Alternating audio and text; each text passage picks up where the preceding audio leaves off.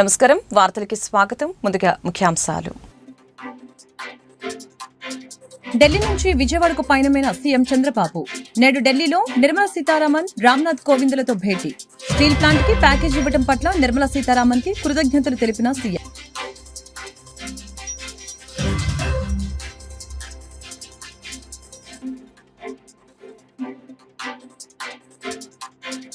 రాజధాని అమరావతి టెండర్ల ప్రక్రియను జనవరి నెలాఖరులోపు పూర్తి చేస్తామన్న మంత్రి నారాయణ ఫిబ్రవరి 2వ వారంలో పనులు ప్రారంభిస్తామని వెల్లడి 3 ఏళ్లలో అమరావతి నిర్మాణం పూర్తి చేస్తామని స్పష్టీకరణ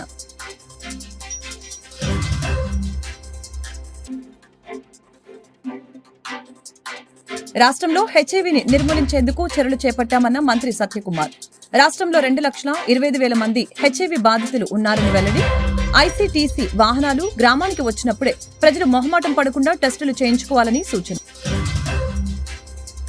ఢిల్లీ నుంచి విజయవాడకు ఆంధ్రప్రదేశ్ రాష్ట్ర ముఖ్యమంత్రి నారా చంద్రబాబు నాయుడు పయనమయ్యారు.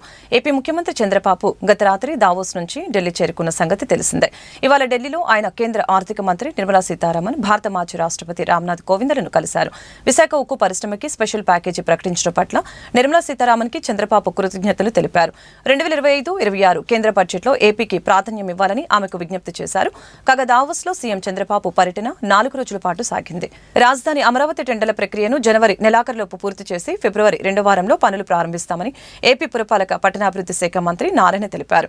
3 ఏళ్లలో అమరావతి నిర్మాణం పూర్తి చేస్తామని స్పష్టం చేశారు. న్యాయపరమైన ఇబ్బందులతో పనులు ప్రారంభం ఆలస్యమైందని చెప్పారు.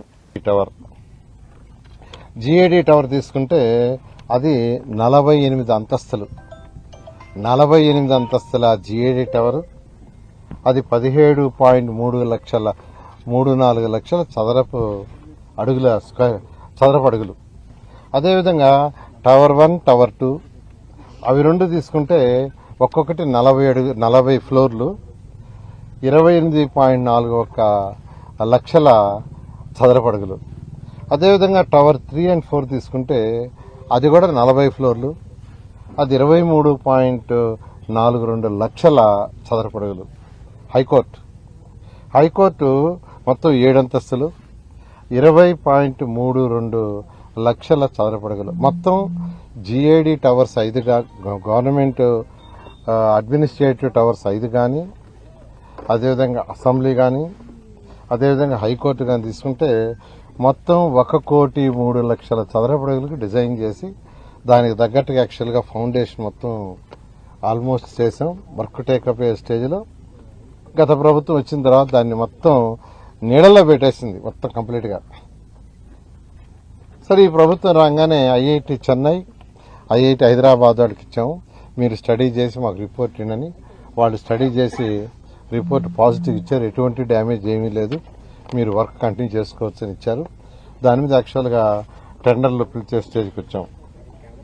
అదేవిధంగా ఈరోజు తీసుకుంటే అమరావతి క్యాపిటల్ సిటీలో 360 కిలోమీటర్లు ట్రంక్ రోడ్స్ ఉన్నాయి. East to west, north to south 360 kilometre trunk roads అంటే అన్ని 180 అడుగులు 200 అడుగులు అలాంటి పెద్ద పెద్ద రోడ్లు. ఆ ట్రంక్ రోడ్స్ 360 కిలోమీటర్లు. అదేవిధంగా లేఅవుట్స్లో రోడ్స్ తీసుకుంటే దాదాపు 1,500 కిలోమీటర్లు వస్తుంది.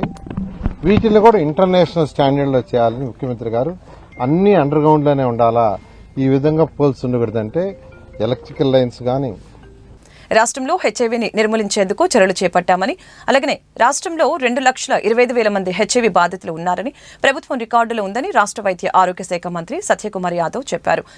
ఐసీటీసీ వాహనాల గ్రామానికి వచ్చినప్పుడే ప్రజలు మొహమాటం పడకుండా టెస్టులు చేయించుకోవాలని కోరారు.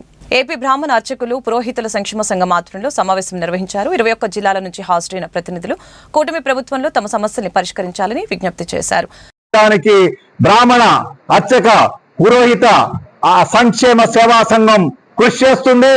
ఇక్కడ పూర్తి స్థాయిలో మీ అధ్యక్షుడు రామశాస్త్రి గారు ఇక్కడే ఉండి అమరావతిలోనే ఒక కార్యాలయాన్ని ఏర్పాటు చేసి మీ అందరి కోసం పూర్తి స్థాయిలో వర్క్ చేస్తారు. ఆయనకి చేదోడు వాదోడుగా నేను రాష్ట్ర ఉపాధ్యక్షుడిగా తెలుగుదేశం పార్టీ తరఫున అలాగే ఆర్బీఎస్ నాయకులు అందరూ కృషి చేస్తారని నేను తెలియజేస్తున్నాను. కృష్ణా జిల్లా కలెక్టర్ డీకే బాలాజీ కోడూరు మండలంలో ఆకస్మికంగా సుడిగాలి పర్యటన చేశారు. కోడూరు మండలం ఉల్లిపాలెం గ్రామంలో సచివాలయం, ప్రాథమిక ఉన్నత పాఠశాల, అంగన్వాడీ కేంద్రాలను ఆకస్మికంగా తనిఖీ చేశారు. అంగన్వాడీ కేంద్రాలని, పిల్లలకి బరువులని, రికార్డుల్ని పరిశీలించడం జరిగింది. 40-50,000 అయితే కంప్లీట్ అయిపోతుంది. ఈ సిపిఎంలో మనకి అన్ని స్కూల్స్కి డోర్స్, విండోస్ రావాలి సార్. వాటితో పాటు అది క్లోజ్ అవుతుంది. ఎక్స్ట్రా ఫ్లోరింగ్ అండ్ ఎలక్ట్రిఫికేషన్కి 50K ఉంటే సరిపోతుంది. మీ పేరేంటి? నాగభూషణ్. మీరేనా మ్యాథమెటిక్స్ టీచర్? సో ఏంటి అంటే అందరూ పిల్లలు very rare to see kids say mathematics ఇష్టం. పర్సనాలిటీ కూడా అదే ఎలా నేర్పిస్తారు? General situation, life situations, simple words, వాళ్ళతో ఎఫెక్ట్స్ వేయడం easy and each and every problem. అంటే అది actually easy but natural process sir. అదేదో మనం మెకానికల్ డిఫైన్ చేయలేదు సార్. ఇప్పుడు మీకు ప్రైమరీ స్కూల్ నుంచి ఇక్కడ ఏ క్లాస్ నుంచి ఉంది? ఫస్ట్ నుంచి ఫౌండేషన్ బాగుంది సార్. ఎస్పెషల్లీ చెప్తూ ఉంటారు మన రెగ్యులర్ నియర్ బై హై స్కూల్స్తో కూడా ఉన్న డౌట్స్ ఉంటే ఆన్లైన్లో కూడా చెప్తుంటారు. మంచి పవర్ పాయింట్ ప్రెజెంటేషన్స్ కూడా చేస్తాం సార్. మీరు 1 minute టైం ఇస్తుంది. మౌలానా షేక్ ముస్తక్ అహ్మద్ రాష్ట్ర మైనార్టీ ఫైనాన్స్ కార్పొరేషన్ చైర్మన్ మాట్లాడుతూ గత ప్రభుత్వంలో ఎటువంటి అభివృద్ధి జరగలేదని అన్నారు. మళ్లీ 2024లో కూటమి ప్రభుత్వంతోనే ఒకవైపు సంక్షేమం, మరొక వైపు అభివృద్ధి ముందుకు వెళ్తుందని ఈ సందర్భంగా తెలిపారు. నమస్కారాలు. మీడియా మిత్రులకి, ప్రతి ఒక్కరికి, రాష్ట్ర ప్రజలకి నా తరపున హృదయపూర్వక ధన్యవాదాలు. ఈరోజు ఈ ప్రెస్ మీట్ ముఖ్య ఉద్దేశం ఏమంటే, రాష్ట్రంలో గత 5 సంవత్సరాల్లో ఎటువంటి అభివృద్ధి కానీ సంక్షేమం కానీ జరగలేదు. తెలుగుదేశం పార్టీ హయాంలో గతంలో కూడా అభివృద్ధి సంక్షేమం జరిగింది. మళ్ళీ 2024 తర్వాత తెలుగుదేశం పార్టీ అధికారంలో రాగానే అన్ని వర్గాలకి, ప్రతి మతంలో ఉన్న వాళ్ళకి, రాష్ట్రానికి అభివృద్ధి, రాష్ట్ర ప్రజలకి సంక్షేమానికి పచ్చ జెండా చూపిస్తున్న తెలుగుదేశం పార్టీ. దాంట్లో భాగంగా మైనారిటీస్కి కూడా సబ్సిడీతో కూడిన రుణం 326 కోట్ల రూపాయలు.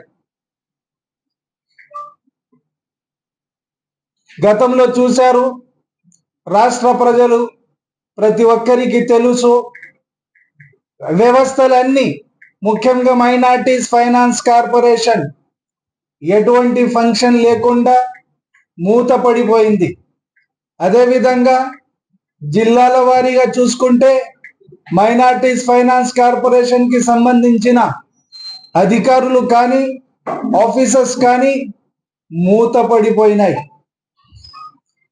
ఎలాగైతే యువగళం పాదయాత్రలో యువ నాయకులు నారా లోకేష్ బాబు గారు మైనార్టీస్ సమస్యల్ని నోట్ చేసుకున్నారో, ఆ నోట్ మేరకు ప్రతి చోట,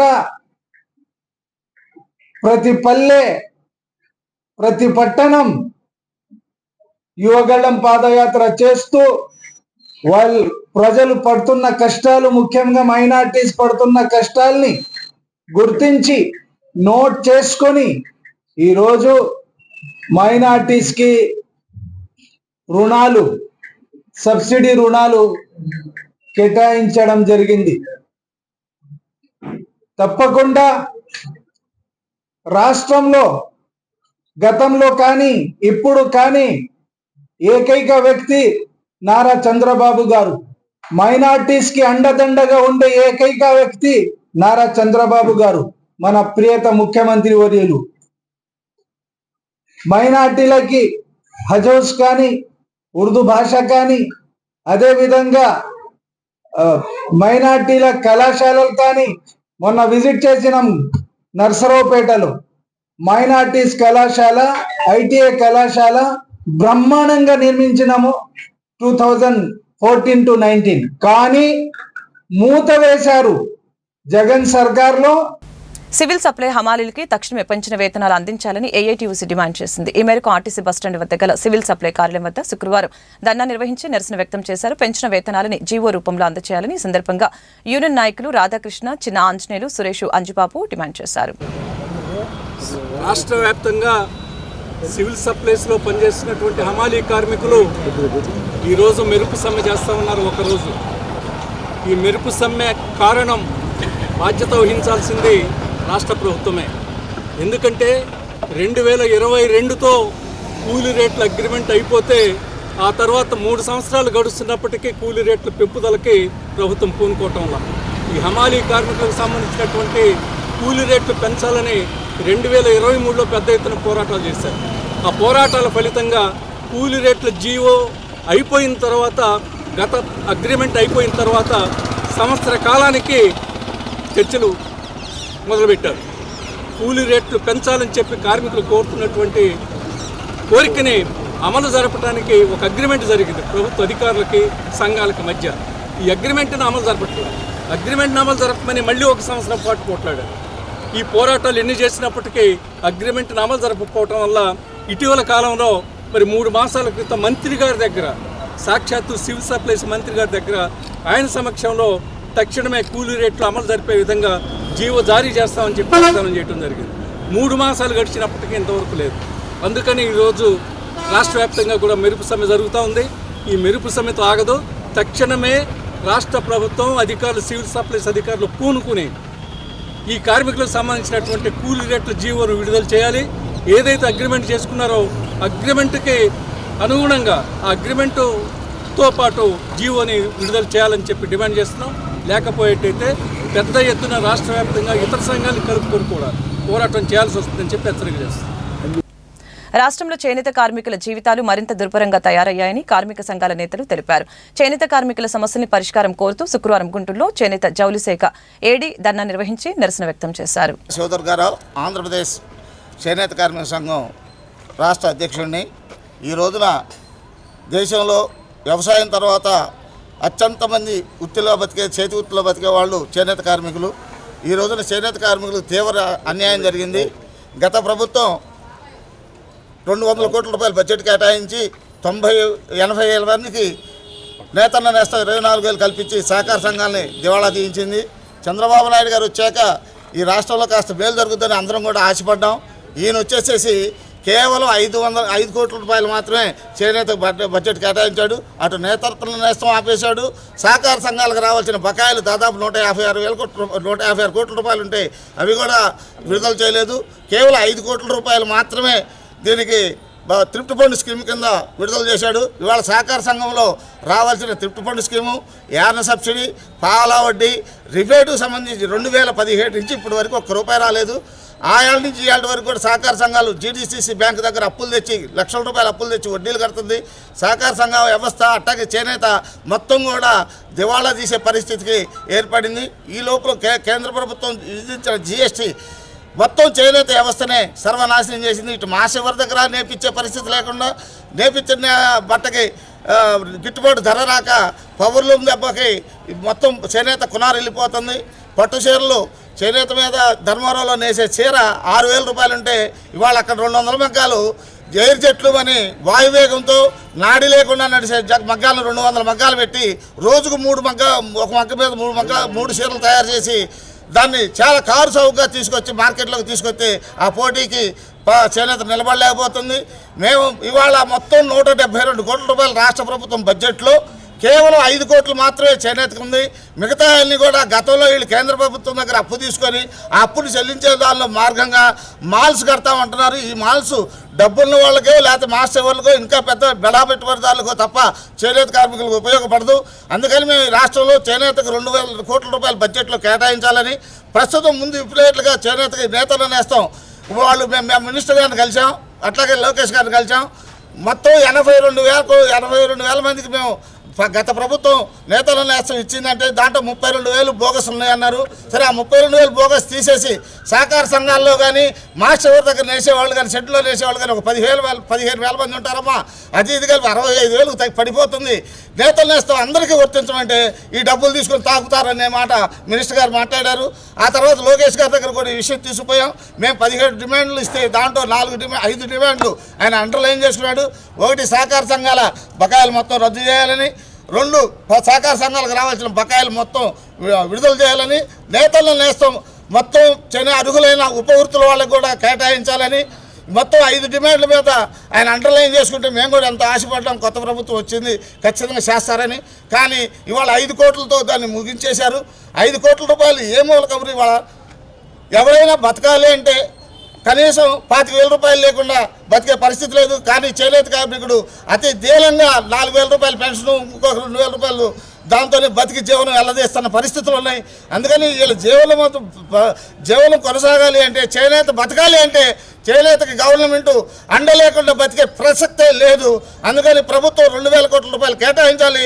అర్హులైన వాళ్ళందరికీ కూడాను మన ముద్రా లోన్లు ఇవ్వాలని, అట్లాగే నేతల నేస్తానికి మొత్తం షెడ్డులో నేసేవాళ్ళు కానీ ఉపవృత్తుల వాళ్ళు కానీ అందరికీ కూడాను కలిపి మొత్తం 65,000 66,000 మంది అవుతారు.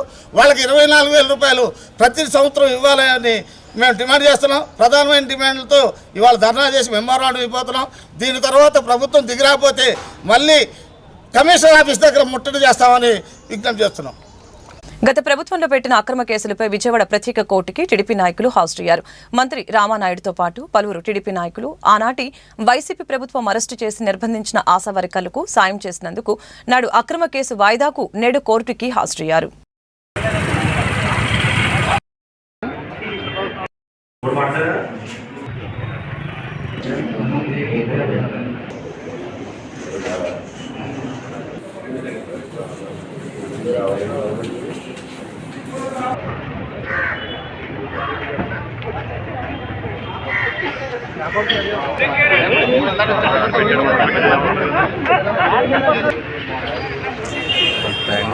కాలంలో మీరు చేసిన శ్రమ, మీరు చేసిన కష్టం, మీరు 24 గంటలు అక్కడే ఉండి 24 గంటలు అన్నం అక్కడే తిని రాత్రులు గడిపి ప్రజల కోసం మీరు చేసింది మేము ఎప్పటికీ మర్చిపోలేదు. మన బాధ్యత కదా సార్ అది. ఆశా వర్కర్లు తమ న్యాయమైనటువంటి డిమాండ్ల కోసం ఆ రోజు విజయవాడ మరి ఇచ్చేస్తున్నటువంటి సందర్భంలో వాళ్ళందరినీ కూడా తెల్లవారుజామునే అరెస్టులు చేసి పోలీస్ స్టేషన్కి తరలించి వాళ్ళల్లో బాలింత్రాలు ఉన్నారు, పాపం గర్భిణీ స్త్రీలు ఉన్నారు, మహిళలు. ఎప్పుడూ పోలీస్ స్టేషన్ గుమ్మం తొక్కనటువంటి మహిళల్ని కూడా అక్రమంగా పోలీస్ స్టేషన్లో నిర్బంధించడమే కాదు, మాలాంటి శాసనసభ్యుల్ని ఒక ప్రజాప్రతినిధుల మీద కూడా ఆ రోజు అక్రమంగా మాపై కూడా కేసులు పెట్టి మరి ఈరోజు ఏదైతే ఇక విజయవాడ స్పెషల్ కోర్టుకి ఆ కేసుల నిమిత్తం హాజరవడం జరుగుతోంది.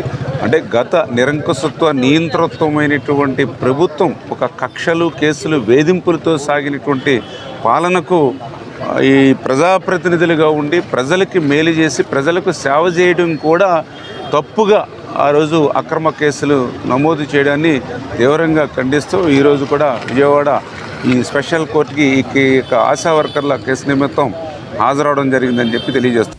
ఎన్టీఆర్ జిల్లా సీనియర్ సిటిజన్ వెల్ఫేర్ అసోసియేషన్ ఆధ్వర్యంలో ఈ నెల 26వ తేదీన స్వతంత్ర సమరయోధుల భవనంలో ఉచిత మెగా మెడికల్ క్యాంపుని నిర్వహిస్తున్నట్లు అసోసియేషన్ అధ్యక్షులు వేమూరు బాబురావు తెలిపారు. గాంధీనగర్ ప్రెస్ క్లబ్ లో ఏర్పాటు చేసిన విలేకరుల సమావేశంలో ఆయన మాట్లాడారు. పేద బడుగు బలహీన వర్గాల దృష్టిలో పెట్టుకుని ఈ క్యాంపుని ఏర్పాటు చేస్తున్నట్లు చెప్పారు. 26 జనవరి గణతంత్ర దినోత్సవ సందర్భంగా ప్రతి సంవత్సరం ఈ సీనియర్ సిటిజన్స్ అక్కడ ప్రాంగణంలో జెండా వందనం చేయటం, కాసేపు మాట్లాడుకోవటం అది జరుగుతుండే. దీంతోపాటు ఒక సేవా కార్యక్రమాన్ని కూడా జోడిస్తే ఆదివారం అయింది, సెలవు దినం, ఉద్యోగస్తులు, పిల్లలు, పేదవాళ్ళు అందరూ కూడా సద్వినియోగం చేసుకోవటానికి ఒక మెడికల్ క్యాంప్ పెడదామని నిర్ణయం చేయడం జరిగింది.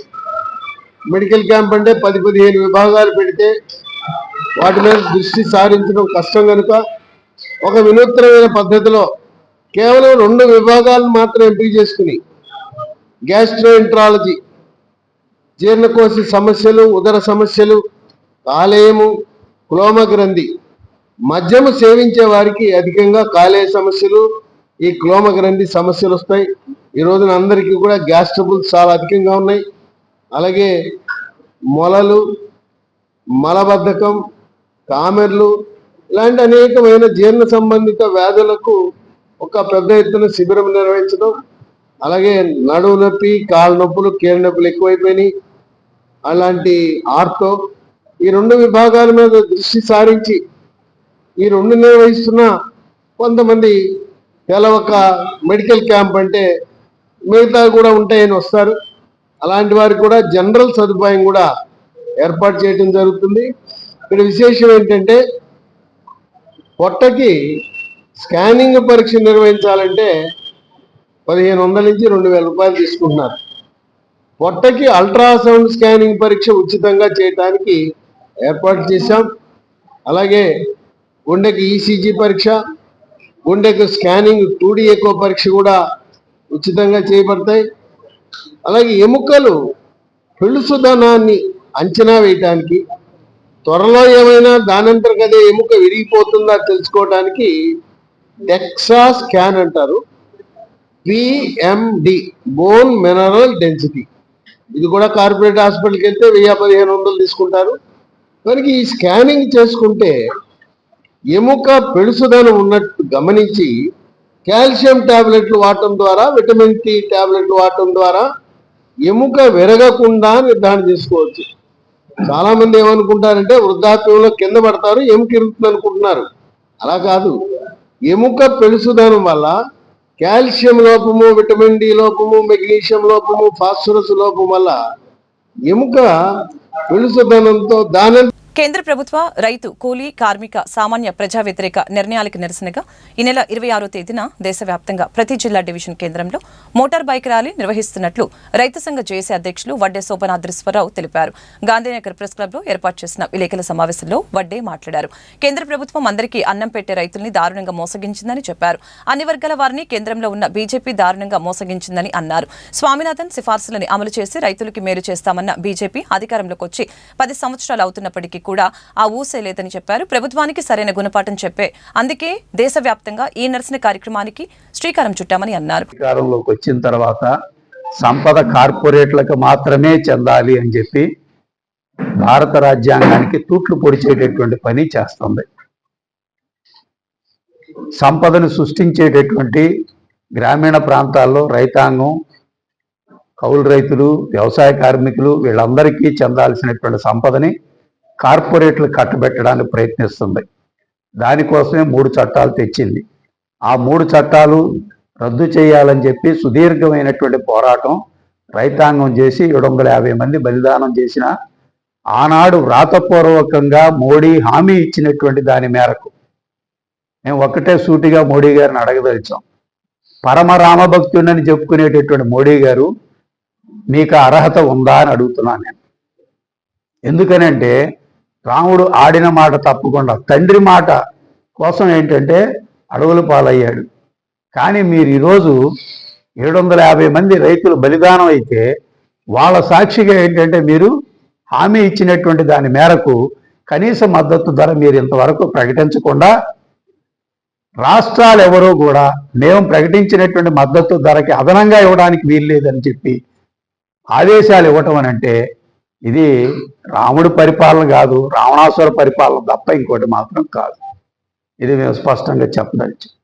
అదే రకంగా ఈరోజు 4 లేబర్ చట్టాలని మీరు పుట్టకముందు, మేము పుట్టకముందు బ్రిటిష్ వాడికి వ్యతిరేకంగా భారత కార్మిక వర్గం పోరాడి సాధించుకున్నటువంటి కార్మిక అనుకూల చట్టాలని మీరు రద్దు చేసి కార్పొరేట్లకు అనుకూలంగా కోడ్లు తీసుకొస్తే ఆ కోడ్లకు వ్యతిరేకంగా మొత్తం రైతాంగంతో పాటు కలిసి కార్మిక వర్గం పెద్ద ఎత్తున ఆందోళన చేస్తే ఇప్పటికీ కూడా మీరు ఈ చట్టాలు అమలు జరపాల్సిందే, యజమానులకు అనుకూలంగా కార్మికుల కనీస వేతనాలు ఉండకూడదు, ఈఎస్ఐ లేదు, పిఎఫ్ఐ లేదు, వాళ్ళ పర్మనెంట్ చేసేటటువంటి పని లేదని చెప్పి మీరు పంపించడం అని అంటే మీరు కార్మిక ద్రోహులు తప్ప ఇంకోటి మాత్రం కాదు.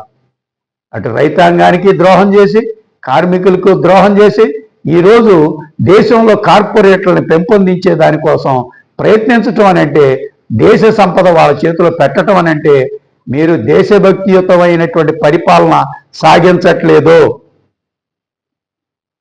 ఏదైతే ఈరోజు మీరు ప్రతి ఒక్కళ్ళ మీద మీ మాట కాదన్న వాళ్ళ మీద దేశద్రోహులు అనేటటువంటి ముద్ర వేస్తుంటారో మీకు ఈరోజు ఆ ముద్ర మీకు వర్తిస్తుందని చెప్పి మేము చెప్పాల్సినటువంటి పరిస్థితి ఏర్పడింది.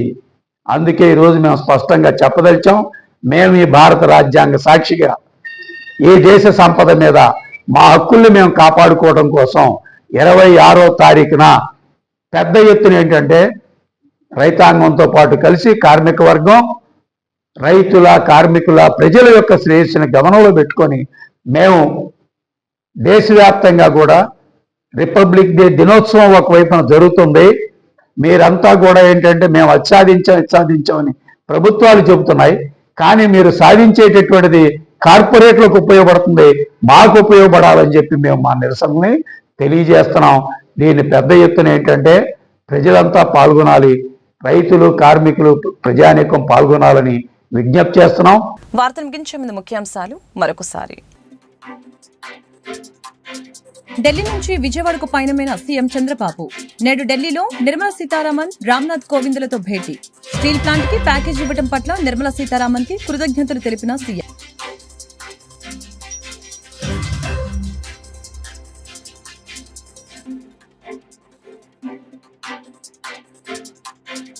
రాజధాని అమరావతి టెండర్ల ప్రక్రియను జనవరి నెలాఖరులోపు పూర్తి చేస్తామన్న మంత్రి నారాయణ.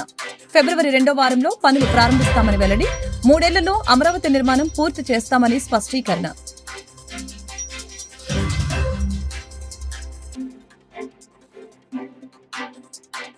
రాష్ట్రంలో హెచ్ఐవీని నిర్మూలించేందుకు చర్యలు చేపట్టామన్న మంత్రి సత్యకుమార్. రాష్ట్రంలో 2,25,000 మంది హెచ్ఐవీ బాధితులు ఉన్నారని వెల్లడి. ఐసీటీసీ వాహనాలు గ్రామానికి వచ్చినప్పుడే ప్రజలు మొహమాటం పడకుండా టెస్టులు చేయించుకోవాలని సూచన. ఈ వార్తలు ఇంతటితో సమాప్తం. మరొక బులెటిన్లో మళ్ళీ కలుద్దాం. నమస్కారం.